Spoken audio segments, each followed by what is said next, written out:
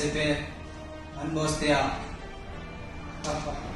ನನಗೆ ಅವಾಗ ಶೋಕಿಗೆ ಶೋ ಆಫ್ಗೆ ಅಂತ ತಂದಿರೋ ಗನ್ನಲ್ಲಮ್ಮ ಇದು. ಜಾಸ್ತಿ ನಿಗರಾಡಿದ್ರೆ ದುಡ್ಡು ಮನ್ಸ್ಬಿಡ್ತೀನಿ. ಯಾಕೋ ನಗ್ತಾ ಇದ್ಯಾ? ಪರ್ಫಾರ್ಮೆನ್ಸ್ ನೋಡಿ ಡೈಲಾಗಿಂಗ್ ಸಾಯಿ ಕುಮಾರ್ ಹಾಗೆ ಪಾಸ್ ಆದಂಗಾಯ್ತು. ನಿನ್ನ ಏನ್ ನಕ್ಕಲ್ಲ ನೋಡ್ತೀಯಾ? ಆರ್ಸೋ ಪ್ರತಿಯೊಂದು ನಿನ್ ಡಿಪಾರ್ಟ್ಮೆಂಟ್ಗೆ ಲೆಕ್ಕ ಕೊಡ್ಬೇಕು ಸಿಪಿ. ಇಲ್ಲದೆ ಇದ್ರೆ ನಂತರ ಕ್ರಿಮಿನಲ್ ಆಗಿ ಹೋಗ್ತೀಯ. ಆಯುಧ ಪೂಜೆ ದಿನ ಪೂಜೆ ಮಾಡಬೇಕು. ಇವಾಗ ಅವ್ರು ಯಾಕಪ್ಪಲ್ಲ ಮತ್ತೆ ನಾನೇ ಮಾಡಿದ್ದೀನಿ ಅಂತ ನಿಮ್ಮ ಹತ್ರ ಏನ್ ಸಾಕ್ಷಿ ಇದೆ ಸಿಬಿ?